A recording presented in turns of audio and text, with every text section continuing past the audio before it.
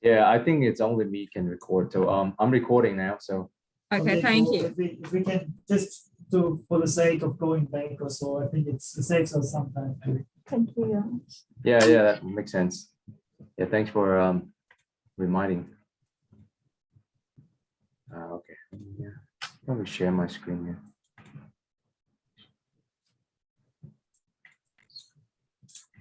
Share. Can you see my screen now? No, not yet. Yeah. Is You this just now? switched around? So yeah, we have to make that big again. No. Can you try unshare and share again, Tom, please? Okay. Yeah. Share screen. Tom? There. Yeah, it's fine. Make this smaller. If we go to the corner. In this one? No, the other corner. Oh, I see.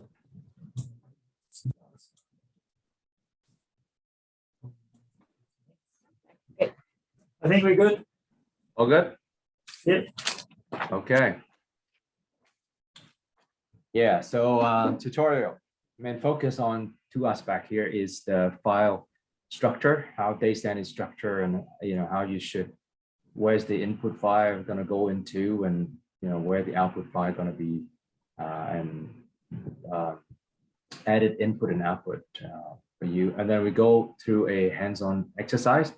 I feel I have quite a few slides, so I fly through here, but feel free to ask me questions or come back later for questions. I mean, this is kind of serve as the start, and then after that, you and I can work together using DayCent, and then you probably have a lot more questions after. So just to give you a quick overview of DayCent, this is DayCent start off as a biogeochemical model, previously named as Century, developed by Bill Patton back in the 1980s. I think he started to work in 1981 and published the first paper in DayCent in 1987.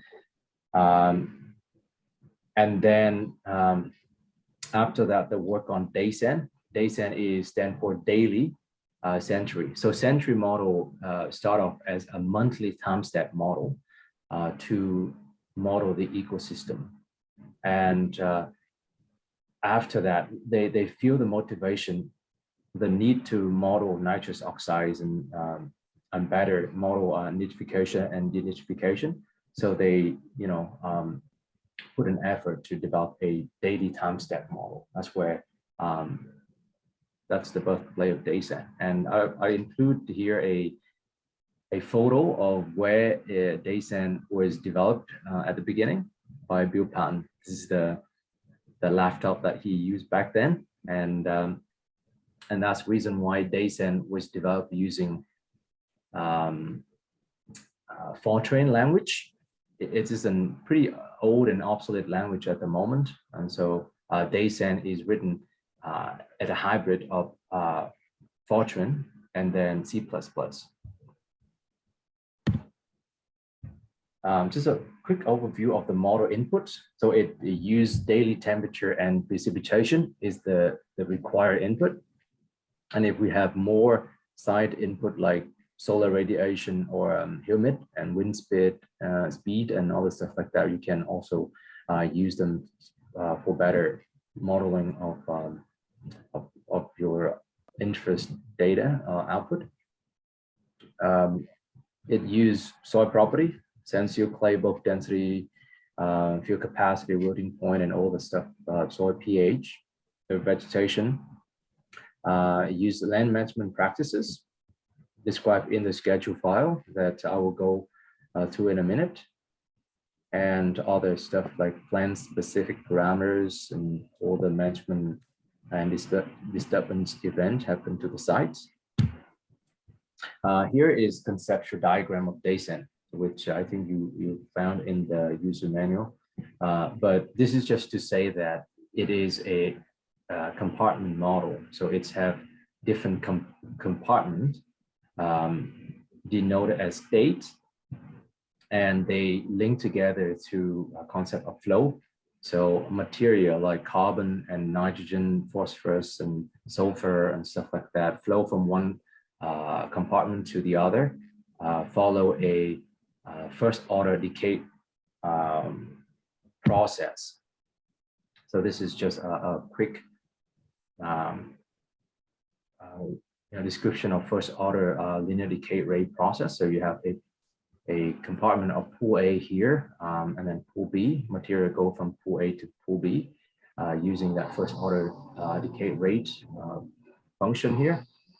So the flow or the rate of decomposition, for example, is going to be a function of the concentration, the sum in soil in pool A here plus the rate constant here. So yeah, sorry for the noise. I think somebody is trying to cut the lawn in my place. Do you hear the noise? A little bit, not too bad. Okay. Just let me know if it's become too obvious. I have to move to somewhere else. Okay. Yeah, and so we have the first order is the rate of decay equal to the rate constant time the concentration of the pool, and the rate constant equal to the maximum rate time or the scalar here, which is the effect of temperature, moisture. So the scalar is from 0 to 1. So you have a maximum rate, and then that's got influenced by the temperature and moisture. So it's reduced at maximum rate. Material flow from pool A to pool B here. And with that decomposition here, we also have the loss as CO2 as a respiration. And this you find more in the user manual, but just give you a basic of what influenced the model performance here. We have solar radiance, soil temperature, and moisture, and also nutrient availability. And on top of that, you have like a liter input and the intrinsic properties. For example, like the rate constant I said for different pools. These are the the factors that influence how the rate of change in different flows in DayCent model. This is the file structure for the DayCent model, which we go through more detail in a minute. But on top of that, we have the schedule file, which is the heart of the DayCent. This is where you specified what event happened at what time of the year to which crop at what site or something like that. This is it's like an agenda file for a meeting or something like that. And this schedule file, which is over here, is linked to different input files. That's what we call the .100 file. This .100 file here is DayCent input file for events. For example, we have co is for cultivation. You have different event, different cultivation events, tillage, stuff like that. Fur here for fertilizer, fire for fire, graze for grazing, have for harvest, ear for irrigation, or mat for organic matter addition.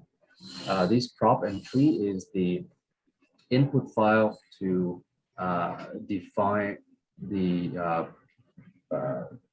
crop specific and tree specific parameters. So which crop you use, for example, if you grow soybean or corn or sorghum or something like that, you put or that crop type in this crop.100.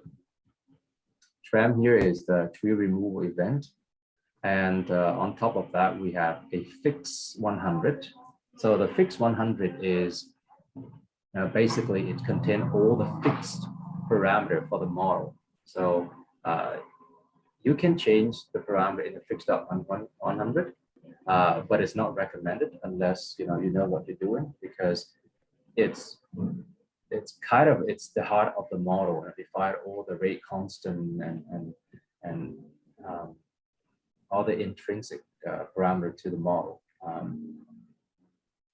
The model is supposed to do well at different sites, regardless of the model parameters. So what I mean is, like, if you have to change a lot of parameter in the model, in the fix.100 to get the model running, that's where the model is not generalized well. So you can change all the input file, but leave the fix.100 alone.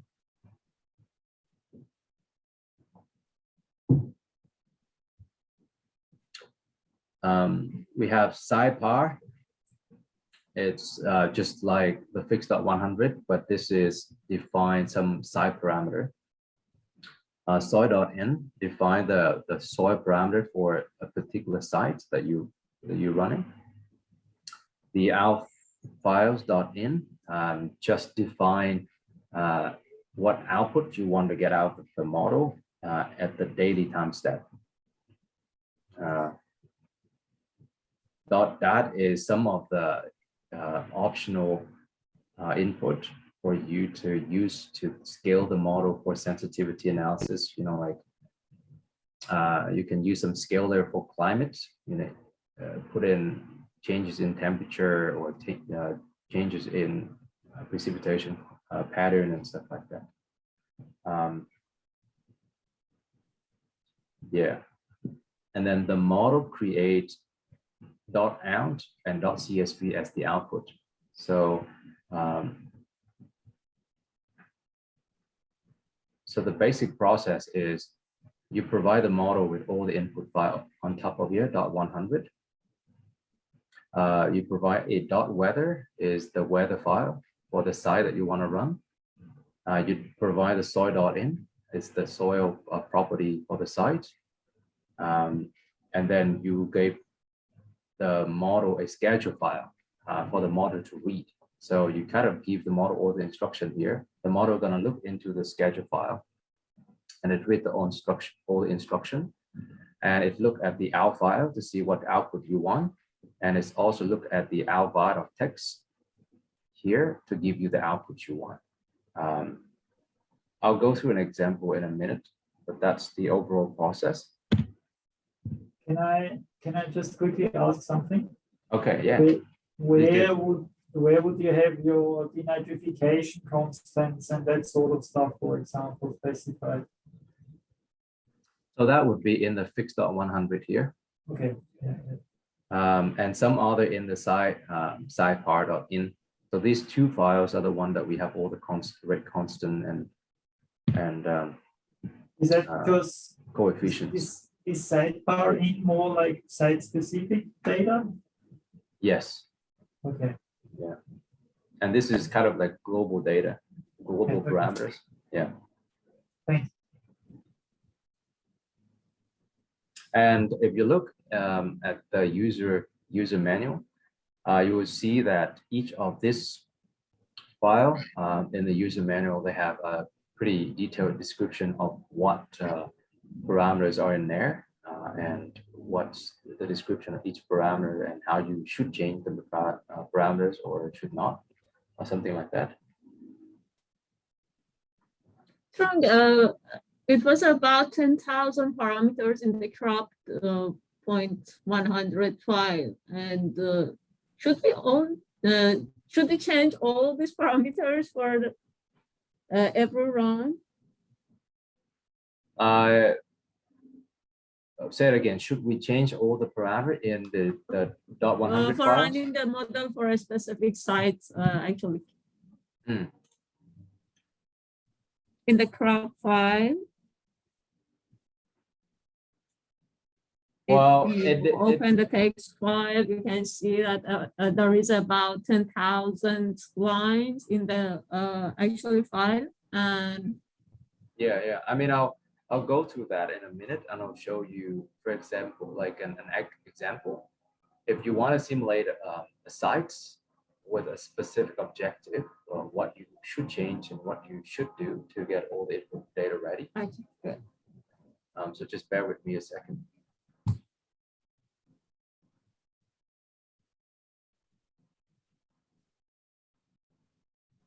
I'll go through some of the file structure here for you to get used to that. And then when I go through that hands-on exercise, you know what I changed and why I changed that. So I have a run file here.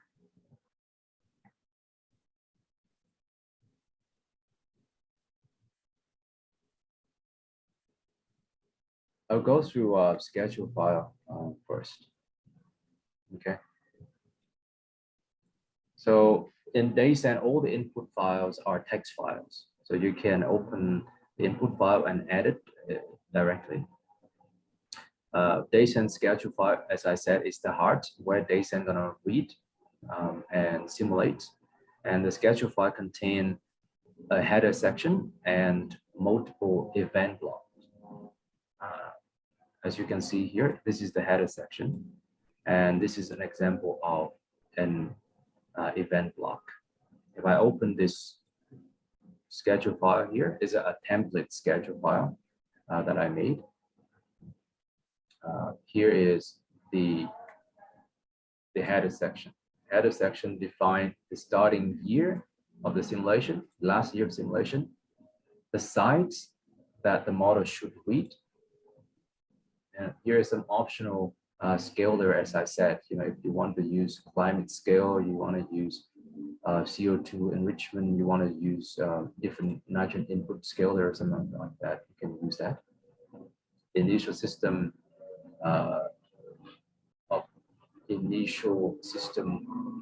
simulate, you know, like is it a cropland, grassland, or a forest, the initial crop that you use. So here is the header. You fill that in for the model to read.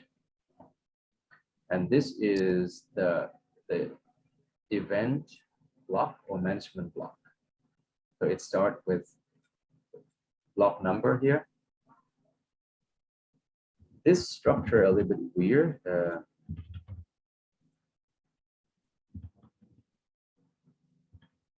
But you know, you look at it for a long time and you know. So the model asks, like, when do you want to start use the output? How many years this block going to be repeated? What is the last year of this block?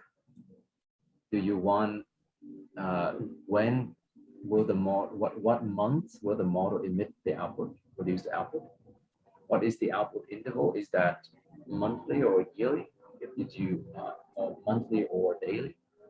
If you use one, I'm sorry, it's yearly or monthly. One is year, 1 year, and this is 1 minus by divided by 12. So is that monthly output? The weather choice, you know, where to go to get the weather data for this block. You can use F and give a name of the weather file to read data, or using C here to say, hey, model, just continue reading the weather data from the previous block. And then after that, you put in the management practices here. So if I go back here, here is the header I put, and here is an example of the block.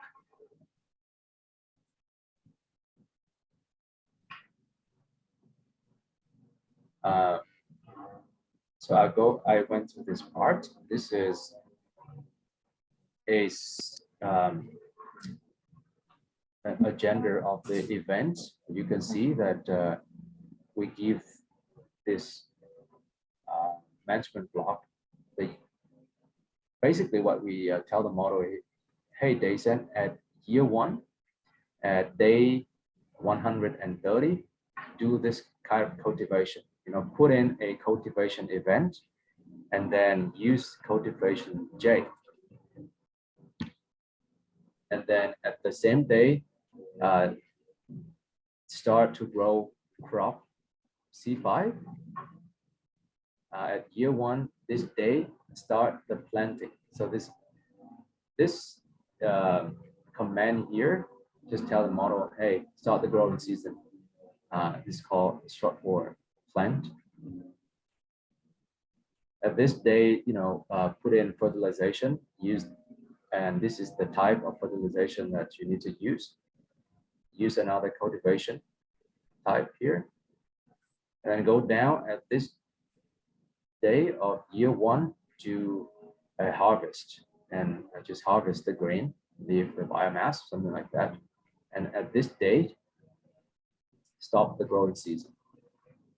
And then this is the schedule for 1 year, and it's got repeated from 1981 to 1990. So it's basically repeated this 1 year sequence for 9 years.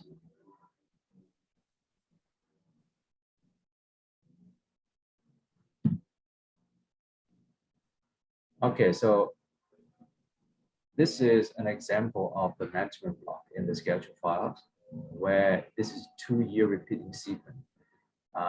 Growing winter wheat and 1 year fallow. As you can see that block number 5, right? Start year is 1985 to 2000. Repeats this whole management set for every 2 years. Start the output at January, then, produce the data for January. The output interval is monthly, and then you use this weather file. So basically, over here you see year 1, we do all these management practices here. We start plant this W3, it's winter wheat 3 crop, at the day of the year 260. And then in year 2, day 180, we harvest that. And then we start the growing season. And then we won't grow the crop until this day of next year. So basically, it's going to go fallow from year 2, 181, to the next year, day of year is 125. You see the structure? Yeah, I didn't get it. What do you? Okay. Harvest G, and then So this it one. goes back to the first. I don't know. Yeah, so it's going to go back. So basically, this is the first year, right? So let's say if we take it from year 1981, you go wheat. Okay, you grow wheat at the day 260 of the year. Yeah. So I think it's basically it's a September or something like that. Mm-hmm. And then in 1986, okay, which is 1 year after, at the day 180. 180, I think it's sometime in April. So you grow wheat in September 1985, and you harvest that in April 1986. So this is basically what this block means. And then 1 year after, in September. So September 1987, you grow wheat again. And in April 1988, you harvest the wheat and leave the land fallow. So that's Yeah.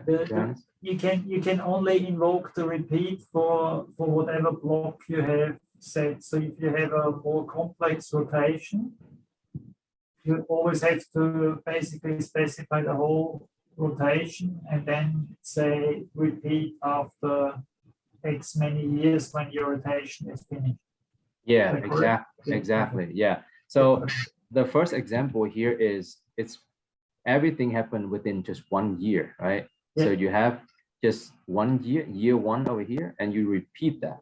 So the repeating year is 1. This is a little more complex situation is where you grow crop in 1 year and you harvest the crop in the second year, and then you just repeat that.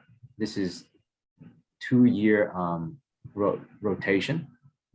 And then this is another a little bit more complex block here that you can see. So you see that there's 5 years, 1, 2, 3, 4, 5 years here. So the repeating year is 5. And you repeat this management block is from 1971 to 2003. You have no function to basically say from line X to line Y, repeat 5 times and then run something else? Is that possible? Well, it's not possible because this is a kind of a text file, but what you can do is separate that into different blocks. And you can see here, this is block number 2. So for example, if in block number 1, you only have this really simple rotation, you can say it's block 1 from this year to this year, doing this simple rotation. And then block number 2, from this year to this year, you have a little bit more complex rotation, then you put in a different block. This is 5-year rotation. And you would basically just have your different blocks and invoke the different blocks. Yeah. And with different, okay. So a different block for different management regime follow the time series. So the block have to go in that time sequence. So block, if you start block 1 from 01 to 020, then block 2, you have to start from year 21 to year 30, something like that. Then block 3, you go from year 31 to year 40. So that's increment in the time sequence. And the block ends, just one last maybe stupid question, but the block ends always with the end of the year, or does it end with the end of the rotation? Because, you know, when you harvest your, say your block ends, as you said, if I harvest my wheat in April, is that the end? Or, okay, now let's go with the answer. It does end with the... So, you know, here you say last, meaning the last growing season. If you don't have any other events after that, basically it's gonna wait. It's just fallow, right? Nothing gonna grow on that land, and it just wait for the next block. Yeah, but then my next block needs to start in the same, say that's like 85, 86. Then block 2 would need to start in 86, but at 181. You start in 86, for example, and you start with the dates that you have that event. If there's no event at, you know, day 1 of the year, then you don't have to say anything. Okay, but just let's say let's stick with that example. And if I run through, so we started in 85, and the last thing is in 86, 180. Yeah. Say I want to plant a cover crop right after, and specify that as my block 2. Yes. Then that will be. Then that will be a different block, right? Yeah, but starting in 186 at 181. that correct? So this one is, if you start this block, the model going to run from 1985 to 2000, right? If you want to stop the model after 1985 or 1986, then basically you can put here is 1986 here. So the model going to know that, okay, it's going to run 2 years from 1985 to 1986. Then it stopped this block, it's going to go and find a different block. And in block 2, right, in the block 2, you have to say, hey, from 1987 to 1988, you put in cover crop. Okay, yeah. You know what I mean? If you want to do that, but if you want to incorporate that into one block, this is what you can do. You can leave it like this. Year 1, you grow wheat, and you harvest that wheat in year 2. And then you can put in different year 2 at day 190 or something like that. Start growing cover crop. Yeah, okay, yeah. And at year 4 or at year 3, you harvest that cover crop. Then you change that into, this is a 3-year cycle, 3-year rotation. So you understand what I mean? Yeah, it's just like. So yeah, so basically it just depends on the rotation that you have, that you put in accordingly. So Zakra? Yeah, I'm good. Are you still following, or are you lost? No, I'm following. Okay, good. Yeah, just let me know if it's if it's complex or it's of course. unclear or anything like that. Yeah. Yeah, so this is 5-year rotation, right? And I put some description here. I'll share with you this slide so you can, go through that one more time later.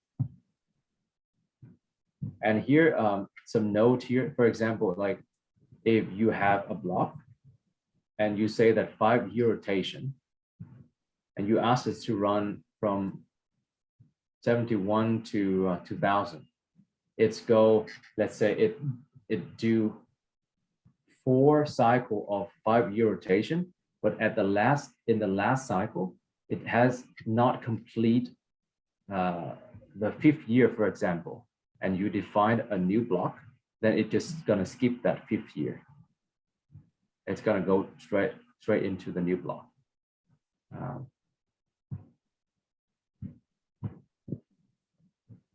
Does that make sense? Why? Because it depends on the year, because this is a repeating year, right? Let's say I'll put here, you have, this is starting year 1, and the last year is 9. Okay, start, this is, for example, year 1, and last year is 9, and you have 5 years rotation.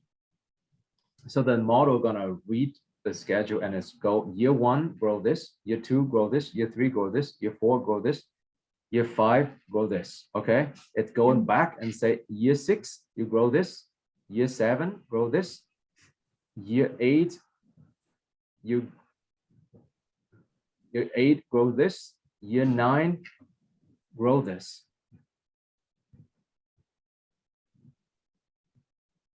It can complete the 5 years.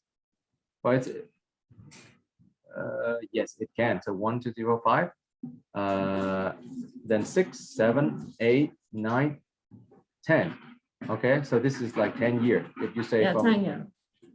But if you put in here, it's from year 1 to year 9, meaning it will never get to year 10. That means, like, if you say from 1 to 9, and you have 5 blocks here that you want to rotate, the model gonna go from 1, 2, 3, 4, 5, 6, 7, 8, 9. So the last year of the simulation block gonna be here, right? It will never get to this one, and then it's gonna go to the next block and read it. Good. So it depends on how you put the starting year and the last year. the model is going to read it in sequence.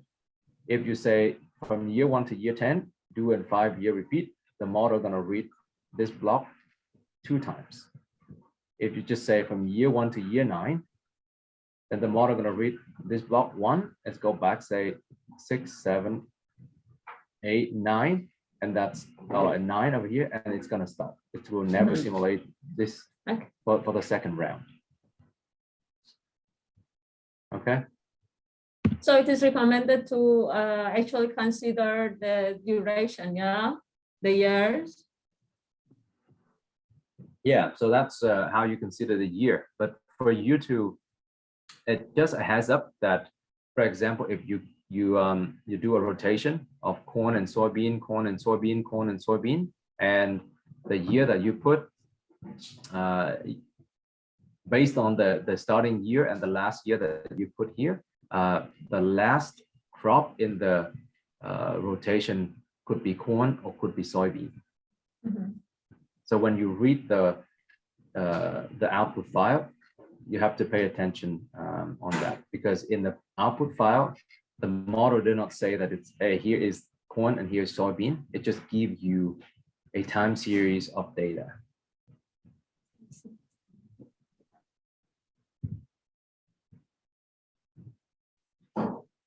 Okay. And here is just another example of that block. You can see block 1. You do 100-year repeating sequence for forest. Block 2, another 100-year sequence. This is just 1 year. So basically, you grow the forest in block 1 for 100 years. So block 1, starting from year 1, and is year 99. Okay, you grow this tree first and tree last is just the special command for the model to know when the growing season begin for tree. And if you go back to this one, we have first and last is growing season for perennial grass, and then plant and last over here is the growing season for annual plant. So I'll just go through this one. Is like you specify the first block, growing tree for 99 year. In the second block, you only say, okay, just for 1 year, because starting from year 100, the last year is 100. So it's going to be just 1 year. But basically, you just want to put in a fire event. So you burn the forest after 100 years. And so this is the block that you put in. Canopy burn the canopy. And then you put in another block sequence over here that you start to grow the forest again.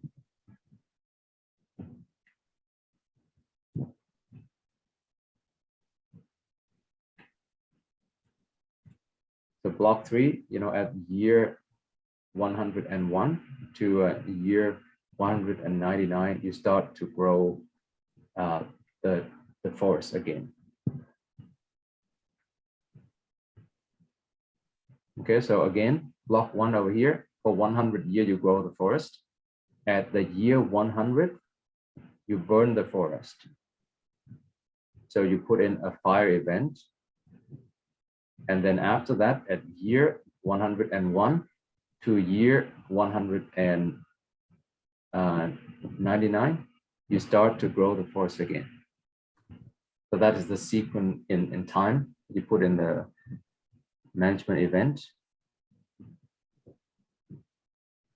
So do you understand this concept? Yeah. Okay.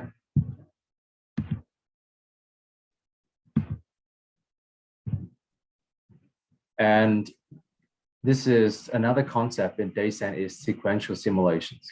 So as I said, in the schedule file, you schedule it to run in a time series, right? There's 2 options in DayCent. If you have the measurement data for the site, especially for soil organic carbon, and you have the fraction, different pool, data for different pool, you can initialize the model using that data. If you don't have that measurement data, you can basically spin the model up. So try to mimic the land use history of a particular site in the past, from the past to present, and hopefully you have a good initial condition for different soil organic matter pool in DayCent. And the way we do that is we do sequential simulation in DayCent by breaking, let's say, the schedule file into different time period. And here we call equilibrium run.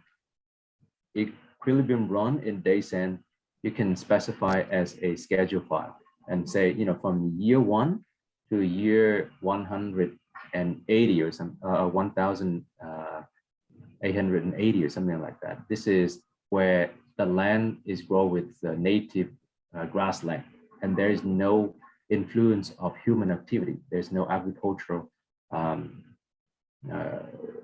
activity happening in that land. So you have that schedule file, you run with DayCent. From this year, 1880 here to 1950 or something like that, you know that, okay, this is when the land is switched from native vegetation to agricultural. Then you have another schedule file, or maybe specify another block to run this, simulate that condition. And then if you have a different management regime that like from this period here to this period here is a switch in management, then you have another block or another schedule file to simulate that, and then extend that with the different management regime throughout time. And then so the whole concept here, what we call in model here, is equilibrium run, to set up the initial condition for the land prior to any agricultural activity. This is, we call the base run, just to set up the land condition to a really recent history, that you have more information after agricultural conversion, for example. And then this is forward simulation, simulates the condition of land in the future, where, for example, if you want to test different management scenarios, then you have another schedule file or another block in one schedule file to do this. So it's a sequential simulation that you specified with the schedule file. This is just an example of one of the study I did in Iowa, where we simulate the corn and soybean rotation. So, I simulate this with grassland. I use a historical land assumption for Iowa based on a land resource area here. And then, I know that from 1950 to 1980, they use conventional practice, and then they apply a lot of nitrogen fertilizer. So I put in another block here to simulate.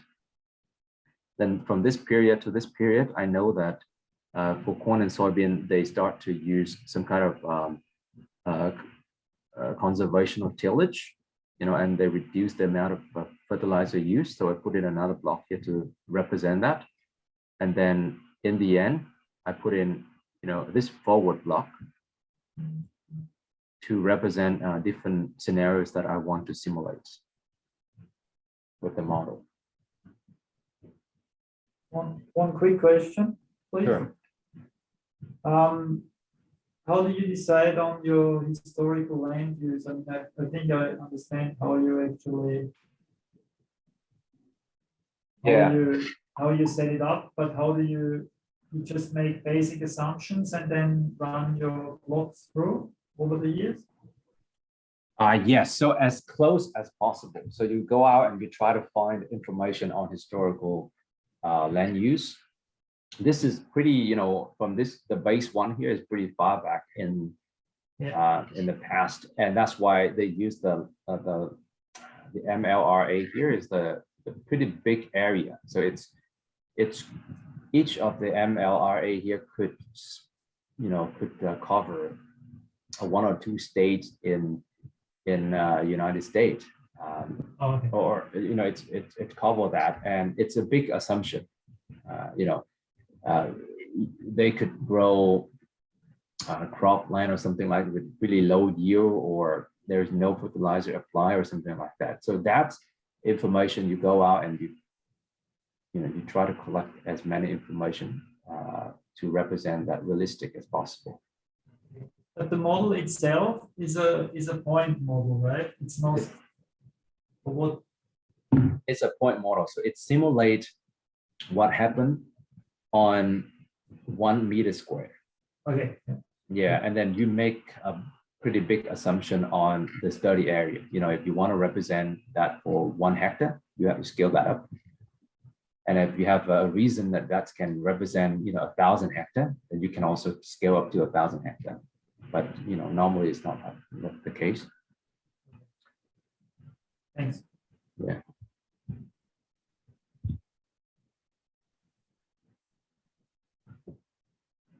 So here is the structure of .100 input file. Basically, it's a pretty simple structure. So as I said, the .100 input file defines the type for an event that you specify in the schedule file. So if we go back to the schedule file here, you see each of the abbreviation here is an event, right? For example, this year, this day, put in an event crop and use this event type. So each of these events is going to be specified in the corresponding .100. So for example, in graze .100, it contains all the grazing types for a graze event that you put in the schedule file. An example over here, as you can see that it is structured as just one column. So each type of one event is one type start with an abbreviation in uppercase. So for example, here is graze low intensity, GL, and then it's followed with all the parameters for that type. Because it is one column, so whatever you put on this column over here doesn't matter. It's just for you to understand what this parameter means and stuff like that. You can also go to the user manual to read the parameter definition. But this is how you define a new type. If for a site that you want to simulate different specific grazing type, you can also go to the file, put in copy one block and edit it like that. So I'll go through some of the, let's say, we look at the grazing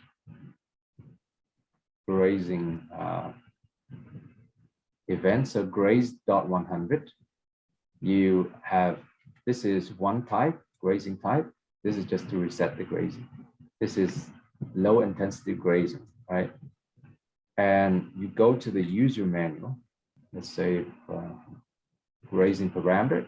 Here's all parameters that you could, for that grazing type. This is a fraction of live shoots removed by the grazing event or something like that. So depending on the grazing event that you have for the site, you can modify all the parameters accordingly. Let's say for rainbow or for gundy windy or something like that, you have a different grazing event that you can copy and then just make a new one here, change it to whatever you like gundy, for example, and then say it's gundy grazing or something like that for you to know, and then you know that it's a medium type, so it's removed 30% of the above ground biomass and 50% of the standing dead or something like that. Then you added that parameter set here to reflect that grazing event.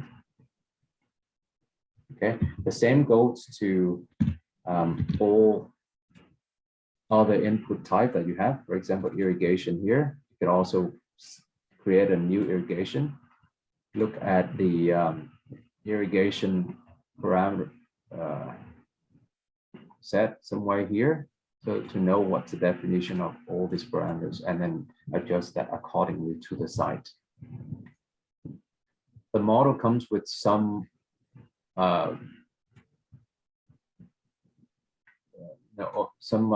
preset of event type here that's been parameterized for different system. So you can use these, or you can come up with a new one. It's depending on the situation.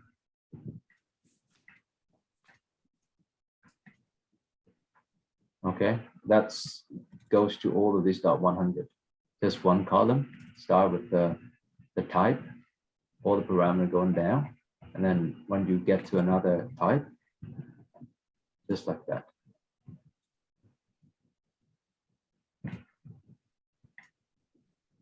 Trung, should we change all these parameters for every style? For example, for crop, I don't know, crop. Yeah, so Crop at 100, there are almost about 10,000 parameters. Could you please open the crop one? Yeah. Thank you. There are too many parameters here. Should we change all of them? Well, unless you have a reason to change. Some of the parameters, for example, this one is define the growth, the growth potential.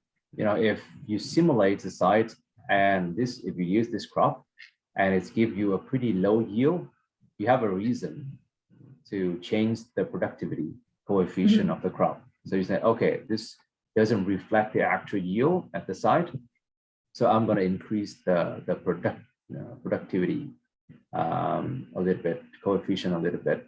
You change that. These, just an example, these parameters here identify how the crop gonna respond to temperature. Okay. You know, if you have, so we keep the default ones, otherwise we have actually, you start with the default. Let's say if you simulate soybean, the tenders come with soybean, corn, and all the grass and stuff like that. You find the default crop, or at least if you don't, you know, if you simulate a crop, but DayCent doesn't provide that default parameters, you can find something that's similar. Okay, you start with something similar, you simulate that, and then you, based on the measured data that you have, and you change that accordingly. Or you start with something similar, and you go to literature and you find, okay, this crop here responds to temperature. Here's the temperature response curve of the crop. Here's the moisture response curve of the crop. You know that the response curve, then you go back and you change that temperature response curve here to feed that curve that you see from literature. So as I said, if you have a reason to change the parameters, then go change it. If you don't, use the default one. Thank you. Beginning, yeah. One more question from what's said, like if we're talking pastures and if we're talking about the area where Sapa will work, what type of, how do you handle the species mix in a pasture, for example? Like, because you've got a square meter and you've got different grasses and. Yeah, good question. Let me go to the crop pool here. Let me see if I go closer. Okay. So these are parameters. So recall that DayCent doesn't really, it's a pool structure, right? So whatever pool that is grow, it just like is a pool of carbon. And that pool of carbon is defined by the potential production of that 1 meter square. And then the chemical composition like C/N ratio and all the stuff like that. So how you represent that variation in that pasture SWOT, I think is by taking the average of that SWOT. So you know what I mean? Like this is how much biomass that you can get out of that SWOT.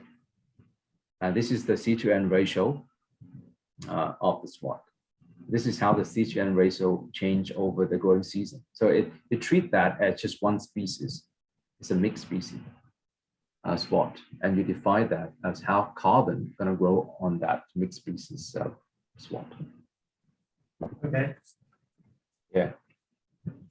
So DayCent doesn't grow a plant like it does, you know, like if some plant model that they have 3D that you grow the plant and shoot and stuff like that. It just represent different plant component with different pools.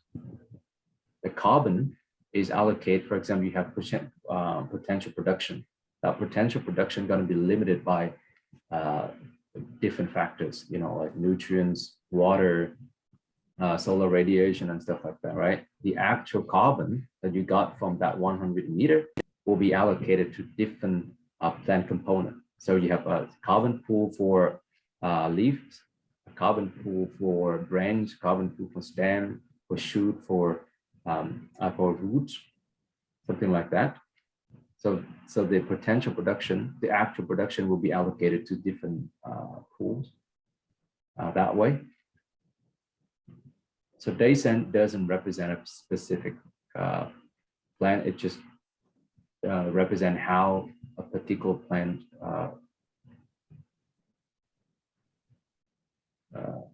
what should I say? How a particular carbon or so you know what I mean. It's just different pools that represent the cycling of an element. And then at the same time, that will also be applied to water use, right? Because if we're not simulating a specific plant, we kind of have to infer an average water use. Water use, yes. So that's of the grass one. Yes.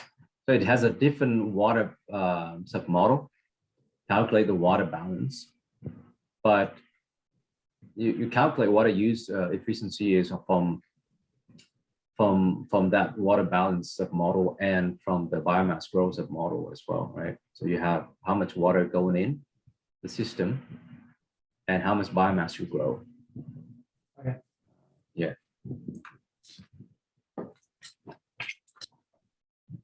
Really interesting. Thank you.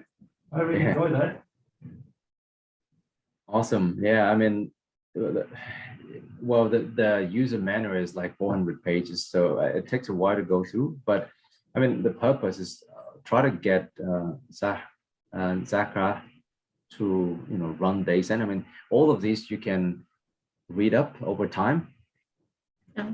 But I guess how to run the model in the first place is kind of confusing for a new user because there's no tutorial and stuff like that. So took me a while to get started. So over here, I think we are running out of time, but I'll just fly through some of the file structure here. You can find more information in the user manual as well. So the soil here is how DayCent break out into different layers. The soil is for use to model the water sub model. So it's break up into 14 sub layers, and here's the thickness. The one from 0 to 2, from 3 to 5, or something like that. 2 to 5.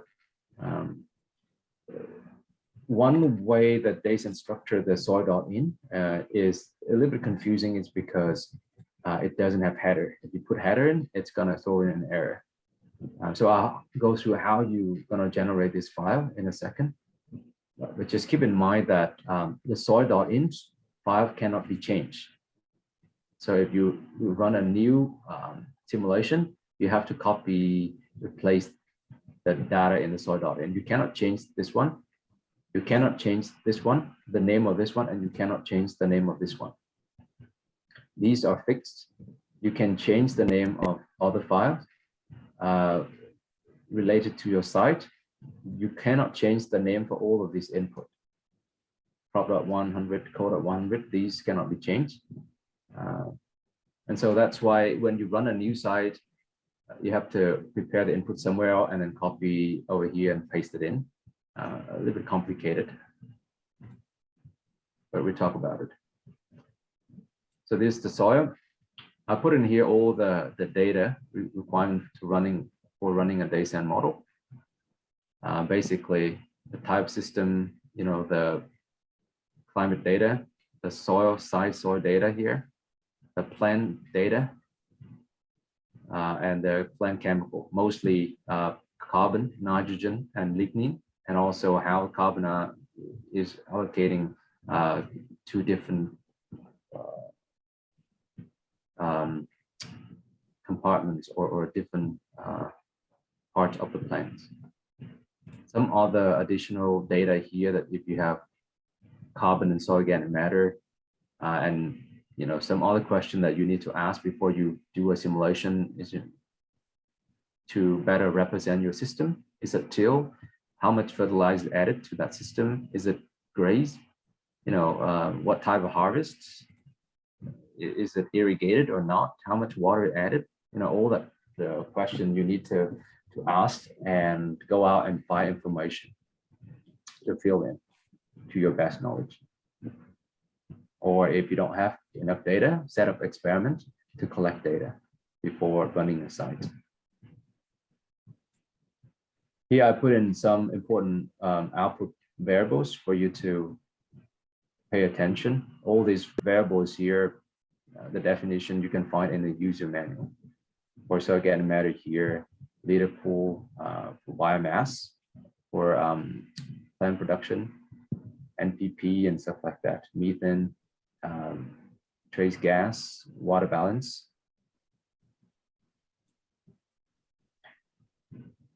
This is a little bit